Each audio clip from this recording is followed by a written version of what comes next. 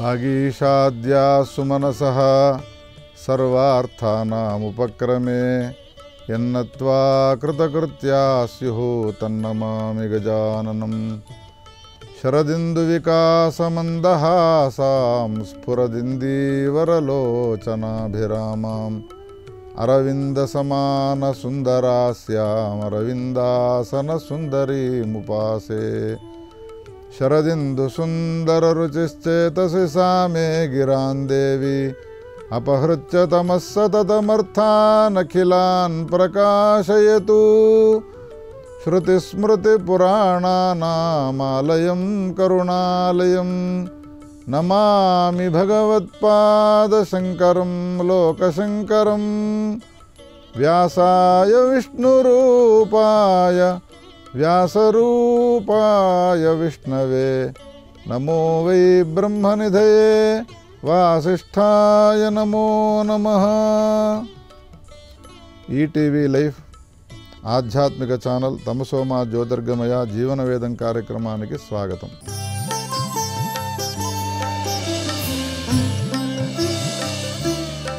వ్యాసభగవానుడు తాను రచించినటువంటి పురాణాల్లో ధర్మాన్ని ఆచరించమని చెప్పినాడు. ఎవరు మానవ జన్మ ఎత్తినారో వాళ్ళు ధర్మాన్ని ఆచరించి ధర్మమే జీవనాన్ని కొనసాగించండి, దానివలన మీకు శ్రేయస్సు లభిస్తుంది అని బోధించినారు. ధర్మము అనగానే చాలామంది భయపడి పారిపోతూ ఉంటారు. అబ్బో మనం ఆచరించేది కాదది, ధర్మాన్ని ఆచరించాలి అంటే మడిగట్టుకోవాలి, ధర్మాన్ని ఆచరించాలి అంటే నియమనిష్టలు బాగా ఉండాలి అని నియమనిష్టలకు మడి ఆచారాలకు భయపడి పారిపోతూ ఉంటారు. కానీ ధర్మము ఎంత సులభమైనది, ఎంత ఆచరణానికి అనుకూలమైనటువంటిదై ఉన్నది. సామాన్యమైనటువంటి వ్యక్తులు కూడా ధర్మాన్ని ఆచరించి శ్రేయస్సును పొందవచ్చును. లోకంలో ఒక విధమైనటువంటి దురాలోచన ఏర్పడ్డది ప్రజలకు.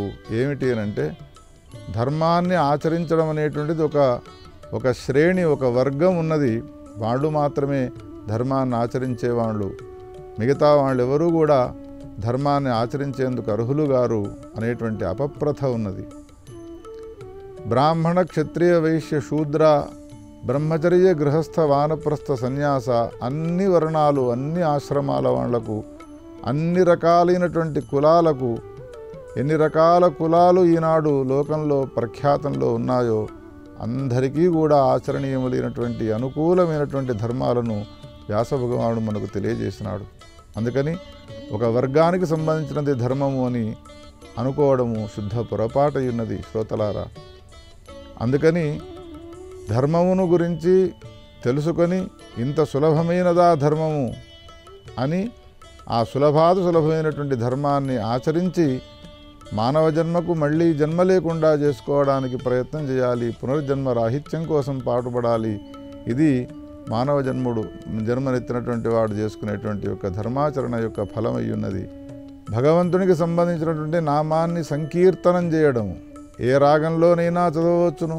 రాముడు నాకు ఇష్టమై ఉన్నాడు, రామనామాన్ని నేను జపం చేస్తూ ఉన్నాను, కీర్తనం చేస్తూ ఉన్నాను, నేను కీర్తించేటువంటి ఈ నామం వలన వాడు సంతోషపడతాడు అని అనిపిస్తూ ఉందో అదే రీతిగా నీకున్నటువంటి స్థాయిని అనుసరించి గానాన్ని చేయడం వలన భగవంతుడు అశ్వమేధాది యాగాలను ఆచరించినటువంటి వానికి ఏ ఫలాన్ని ఇస్తాడో అటువంటి ఫలాన్ని ఇస్తాడు గానాన్ని చేసేవాడిని గురించి కూడా. శ్రీకృష్ణ గోవింద హరే మురారే హే నాథ నారాయణ వాసుదేవ. శ్రీకృష్ణ గోవింద హరే మురారే హే నాథ నారాయణ వాసుదేవ. నిద్ర లేచినప్పటి నుంచి మొదలుకొని పడుకునేంత వరకు, పుట్టినప్పటి నుంచి మొదలుకొని మరణించేంత వరకు కృష్ణ గోవింద వాసుదేవ అనేటువంటి ఈ నామాలను ఉచ్చరించడం వలన వాడు గొప్పనైనటువంటి స్థానాన్ని పొందుతాడు. ఒకచోట వ్యాసుడే ఒక మాటను చెప్తాడు. ఏమని చెప్తాడు వ్యాసుడు అని అంటే, అశ్వమేధ యాగము చేసిన వానికి ఏ ఫలం వస్తుందో కృష్ణనామాన్ని ఉచ్చరించిన వానికి అదే ఫలం వస్తుంది. కానీ అశ్వమేధ యాగం చేసిన వాడు లోకాంతరాల్లోకి వెళ్ళి స్వర్గలోకంలో సుఖభోగాలను అనుభవించి తిరిగి వస్తాడు. కృష్ణనామాన్ని జపించి అశ్వమేధ యాగం వంటి ఫలాన్ని పొందినవాడు మాత్రము మళ్ళీ తిరిగి రాడు. వానికి వీనికి ఉన్నటువంటి తేడా ఇది.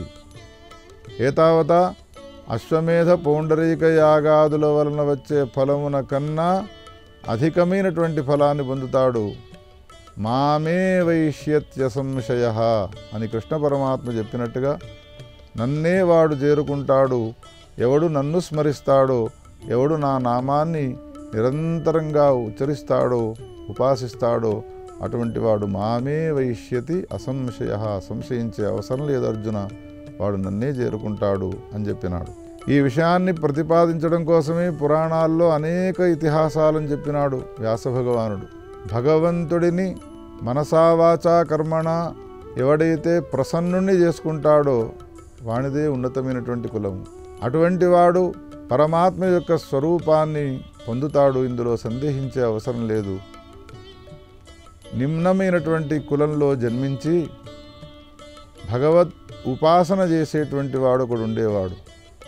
నిద్రలేచినప్పటి నుంచి కూడా పడుకునేంత వరకు శ్రీకృష్ణ గోవింద హరే మురారే హే నాథ నారాయణ వాసుదేవ కృష్ణనామాన్ని ఉచ్చరిస్తూ ఉంటే అతని శరీరం అంతా కూడా గగుర్పాటు కలిగేది, పులకాంకురాలు వచ్చేవి, కంఠం గద్గదమైపోతూ ఉండేది, కళ్ళ వెంబడి అశ్రుధారలు గారుతూ ఉండేవి.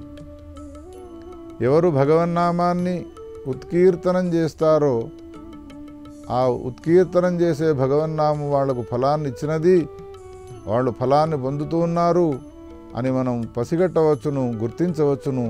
ఎప్పుడు అనంటే నామాన్ని ఉచ్చరిస్తున్న సమయంలో వారి కంఠము గద్గదమైపోతుంది, కళ్ళ వెంబడి అశ్రుధారలు గారుతాయి, శరీరంలో పురకాంకురాలు వస్తాయి.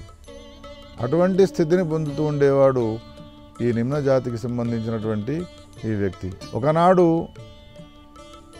సత్పురుషుల యొక్క సాంగత్యాన్ని పొంది భగవన్నామాన్ని ఉచ్చరిస్తూ ఉన్నటువంటి, కృష్ణనామాన్ని ఉచ్చరిస్తూ ఉన్నటువంటి ఏ వ్యక్తులు ఉంటారో ఆ వ్యక్తులు ఏకాదశి ఉపవాస వ్రతాన్ని స్వీకరిస్తే చాలా శ్రేయస్సును పొందుతారు అనేటువంటి విషయాన్ని విని ఏకాదశి నాడు నిరాహారి అయి ఉండేవాడు. ఎటువంటి ఆహారాన్ని స్వీకరించేవాడు కాదు.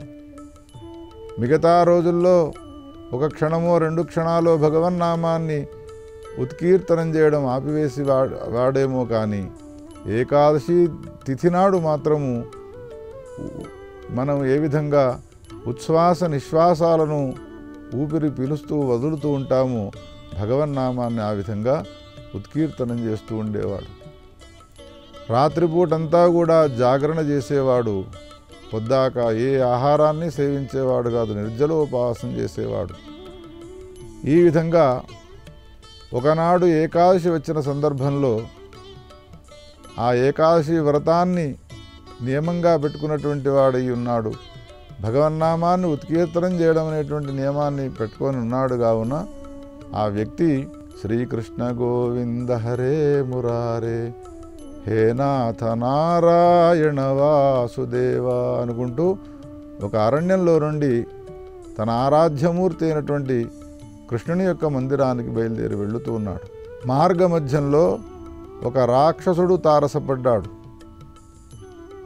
ఆ భక్తునికి. ఏమయ్యా, ఎటు వెళుతున్నావు నీవు? అరణ్యంలో నుండి వెళుతున్నావు. ఈ అరణ్యంలో నుండి వెళ్ళే నీ మార్గం ఏదైతే ఉన్నదో ఇది నాకు సంబంధించినటువంటి మార్గమై ఉన్నది. ఈ మార్గము గుండా ఎవరు వెళ్ళినా కానీ నేను వాళ్లను ప్రాణాలతో ఉంచను, నేను రాక్షసుడను, నిన్ను చంపి తినివేస్తాను అన్నాడు. కానీ ఈ భక్తునికి ఏకాదశి వ్రత నియమం ఉన్నది. ఏకాదశి నాడు ఉపవాసం ఉంటాడు. ఆ రాత్రిపూటంతా కూడా జాగరణ చేస్తాడు. అది ఎన్నడో లేదు, 10 రోజుల తర్వాతనో 5 రోజుల తర్వాతనో లేదు. ఈరోజు ఏకాదశి అయి ఉన్నది. ఏకాదశి నాడు భగవన్నామాన్ని కీర్తించక, ఏకాదశి నాడు ఉపవాస వ్రతాన్ని నేను స్వీకరించక నీకు ఎట్లా ఆహారంగా వస్తానయ్యా? అందుకని నా పైన దయతో నన్ను అనుగ్రహించి కృపాదృష్టితో చూచి, హే రాక్షసోత్తమ, ఈ ఒక్కరోజు నన్ను వదిలిపెట్టు, రేపు తెల్లవారగానే నీ సమీపానికి వచ్చి నీకు నేను ఆహారంగా మారుతాను అని అడిగినాడు ఆ భక్తుడు. అడిగితే రాక్షసుడు అన్నాడు, ఓ భక్తుడా, రాక్షసుడనైన నా నుండి తప్పించుకోవడానికి నీవు ఈ మార్గాన్ని ఎన్నుకున్నారు. పారిపోవడం కోసమే ఈ విధంగా చెప్పుతున్నావు. వస్తాను అని అంటున్నావు, కానీ మీ మానవులను నమ్మడానికి వీల్లేదు. మీ మానవులు ఎటువంటి వాళ్ళు అనంటే ఇచ్చేప్పుడు మాట ఇస్తారు, కానీ ఇచ్చిన మాట నిలబెట్టుకోరు. ఇది మానవుల యొక్క నైజ స్వభావం అయి ఉన్నది అన్నాడు ఆ రాక్షసుడు ఆ భక్తునితో. అప్పుడు ఆ భక్తుడు 2 చేతులు జోడించి ఒక మాట అన్నాడు, హే రాక్షసోత్తమ, నేను అనేక సత్సంగాలు చేసినాను, అనేక పురాణాలను విన్నాను. వేదముల యందు శాస్త్రముల యందు ప్రామాణిక బుద్ధి ఉన్నది, సత్పురుషుల యందు గౌరవభావం ఉన్నది. సత్పురుషులంతా ఏమంటున్నారు అనంటే ఏకకంఠంగా, సత్యము వలన ఈ జగత్తులన్నీ కూడా రక్షింపబడుతూ ఉన్నాయి. సత్యము వలన సూర్యుడు ఉదయిస్తూ ఉన్నాడు. సత్యము వలన సముద్రము ఉప్పొంగి బయటికి తన హద్దును మీరి రావడం లేదు. సత్యం వలన ఈ ప్రపంచాలన్నీ కూడా నిలకడగా ఉన్నాయి. సత్యమును గనుక ఒకవేళ మనము పాటించలేదు అనంటే నియమం తప్పిన వాళ్ళము తామయ్యా. సత్యము కన్నా మించినటువంటి ధర్మము ఈ అనంత బ్రహ్మాండాల్లో ఇంకొకటి లేదు. చిన్ననాటి నుండి సత్సంగాలు చేసినటువంటి నేను ఈ సత్యం అనేటువంటి ధర్మాన్ని తప్పేవాడను కాదు. నా మాటను వినవయ్యా అని అన్నా కానీ పట్టించుకోక నా నుండి నీవు తప్పించుకోవడానికి ఈ విధమైనటువంటి మాట్లాడుతున్నావు అని అన్నాడే తప్ప ఆ మాటను విశ్వసించలేదు. అప్పుడు ఆ భక్తాగ్రేసరుడు ఇంకొక ప్రయత్నం చేస్తాను అని ప్రయత్నం చేస్తూ ఒక మాటను ఆడుతున్నాడు. ఏమంటున్నాడు అంటే, హే రాక్షసోత్తమ, వివాహం చేసుకున్నటువంటి భార్యను ప్రేమానురాగాలతో చూడాలి భర్త. ఒకవేళ వివాహం చేసుకున్నటువంటి భార్యను ప్రేమానురాగాలతో చూడక ఏ పాపాన్ని చేసినాడో ఆ పాపం వలన వానికి నరకాల్లో ఏ దుఃఖం కలుగుతుందో అటువంటి దుఃఖము నాకు వచ్చుగాక. ఒకవేళ నీకు మాటనిచ్చి నేను రేపు రాకపోయినట్టయితే అక్కడికి ఆగక తల్లిదండ్రులకు పుత్రునిగా జన్మించి తల్లిదండ్రులను గౌరవించక అగౌరవపరిచి మరణించిన తర్వాత కుంభీపాకంలో పడి వాని శరీరంలో ఎన్ని వెంట్రుకలున్నాయో అన్ని వేల సంవత్సరాలు కుంభీపాకంలో వేగుతాడో అటువంటి మహాభయంకరమైనటువంటి పాపము నాకు సంక్రమించుగాక. వస్తాను అని గనక ఒకవేళ నేను నీ సమీపానికి రాకపోయినట్టయితే. వేదశాస్త్ర పురాణ ఇతిహాసాలను గౌరవించాలి. అగౌరవపరచడం వలన మరణించిన తర్వాత వాటిని నిందించడం వలన వచ్చేటువంటి ఏ నరకలోకాలు ఉన్నాయో ఆ నరకలోకాల్లో వాడు ఎన్నేళ్ళు దుఃఖాన్ని అనుభవిస్తాడో అటువంటి దుఃఖము నాకు సంక్రమించుగాక. ఒకవేళ నీ సమీపానికి వస్తాను అని నేను రాకపోయినట్టయితే అని ఈ విధమైనటువంటి మాట అనడం వలన ఆ భక్తుని పైన ఒక విశ్వాసం ఏర్పడ్డది ఆ రాక్షసునికి. తప్పకుండా రావయ్యా, కానీ నీకోసం నేను ఎదురు చూస్తూ ఉంటాను అని అన్నాడు. రాక్షసుని దగ్గర నుండి బయలుదేరి తన ఆరాధ్యమూర్తి అయినటువంటి కృష్ణ పరమాత్మ సమీపానికి వెళ్ళినాడు. కృష్ణ మందిరంలో కూర్చున్నాడు.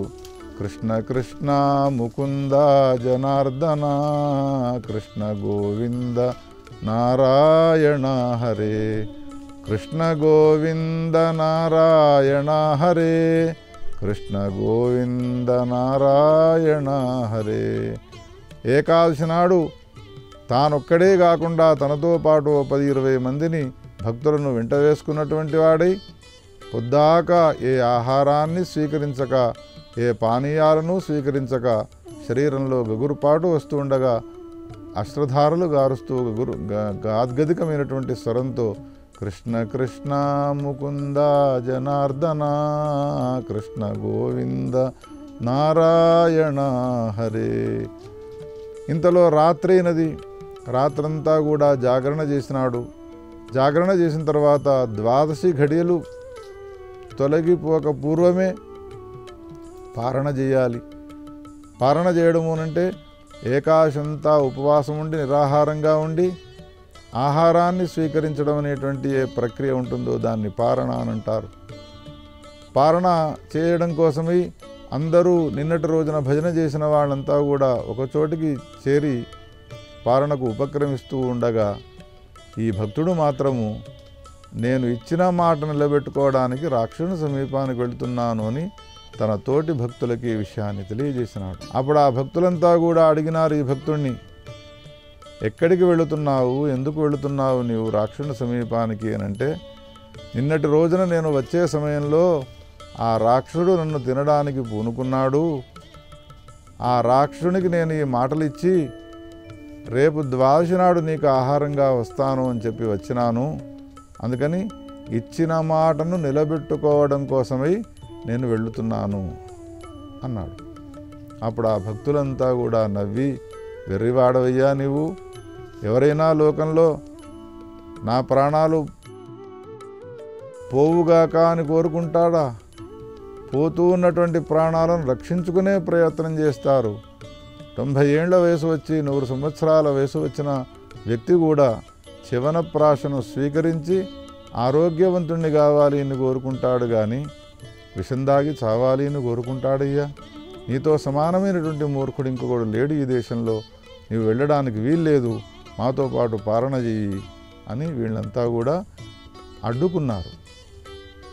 కానీ ఆ భక్తుడు ఏమన్నాడు అనంటే, సత్యమున కన్నా మించిన ధర్మం ఇంకొకటి లేదు.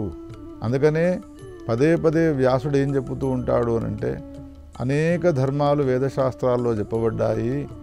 అన్ని ధర్మాలను సక్రమంగా ఆచరించక జీవితాన్ని వృధా చేసుకొని నరకలోకాల్లో పడ్డదానికంటే ఏ ఒక్క ధర్మాన్నో ఎంచుకొని ఆ ఒక్క ధర్మాన్ని సక్రమమైనటువంటి పద్ధతిలో ఎండగొట్టినా వానబడ్డా వరదలు వచ్చినా ఎంచుకున్నటువంటి ధర్మాన్ని మాత్రం తప్పకుండా ఎవడైతే పాటిస్తాడో వానికి శ్రేయస్సు లభిస్తుంది అని శాస్త్రాల్లో చెప్పబడ్డటువంటి మాటను వ్యాసుని ద్వారా విన్నటువంటి వాడై ఈ భక్తుడు మిగతా భక్తులతో ఏం చెప్తున్నాడు అనంటే, నా జీవితంలో ఈ ఒక్క ధర్మాన్ని నేను పాటిస్తూ ఉన్నాను.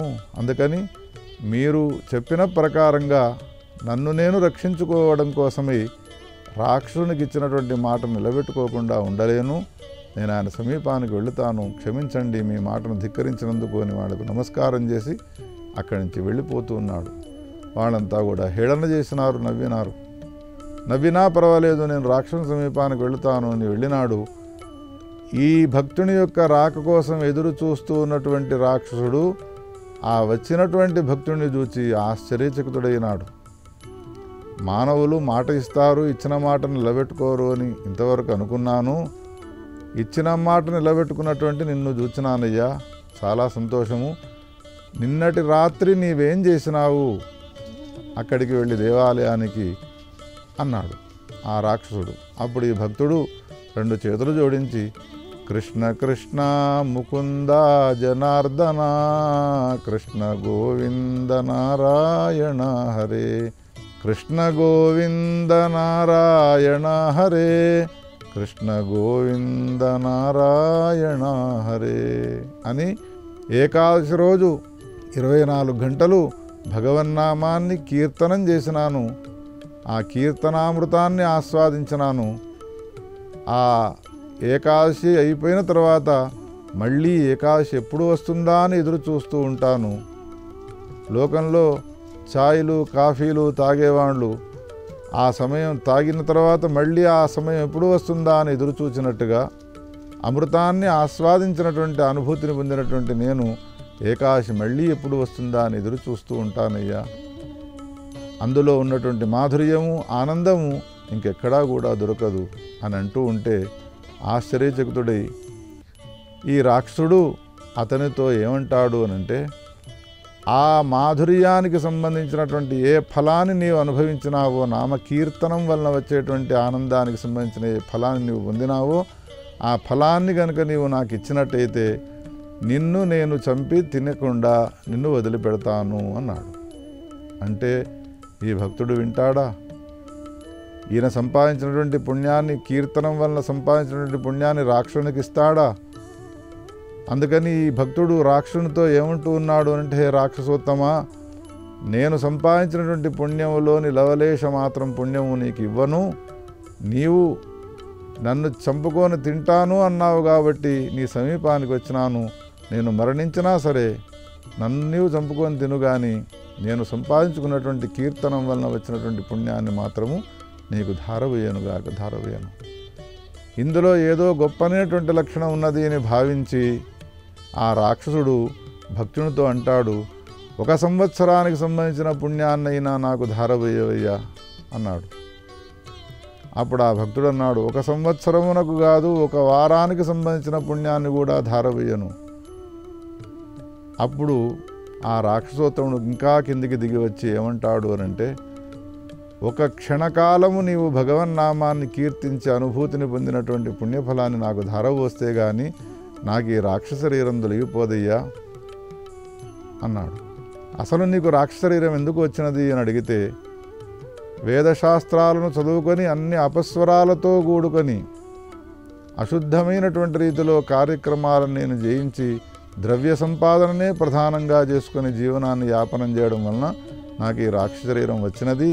దీన్ని తొలగించుకోవాలి అంటే నీ నామ సంకీర్తన జన్య పుణ్య ఫలమును నాకు ధారవోస్తే తప్ప నాకు ఈ దుఃఖము నుండి విముక్తి లభించదు అని అంటే, అప్పుడు అతను ఆ భక్తుడు కారుణ్యమూర్తి అయి ఉండి ఆ భక్తుడు తన సమీపంలో ఉన్నటువంటి పుణ్యంలోని 1 పూటకు సంబంధించినటువంటి పుణ్యమును కాదు, 1 క్షణానికి సంబంధించిన పుణ్యాన్ని ఎప్పుడైతే ఇదం పుణ్యం నామ సంకీర్తనా జనితం తుభ్యమహం సంప్రదాయాన్ని ధారపోసినాడో అప్పుడు ఆ రాక్షస శరీరం నుండి విముక్తిని పొందినాడు అని వ్యాసుడు తాను రచించినటువంటి పురాణంలో చెప్తాడు. అందుకని హే శ్రోతలారా, ధర్మం అనేటువంటిది ఏదైతే ఉన్నదో అది చాలా కఠినమైనది అని భావించడానికి వీల్లేదు. ధర్మము చాలా సులభమైనది. భగవన్నామాన్ని కీర్తించడం అనేటువంటిది కూడా ధర్మమే ఉన్నది. కావున ఇటువంటి ధర్మాన్ని ఆశ్రయించి శ్రేయస్సును పొందుదురుగాక. ఓం స్వస్తి. ఈ కార్యక్రమాన్ని తిరిగి చూడాలనుకుంటే www.youtube.com/ETV Life Spiritual లో చూడవచ్చు.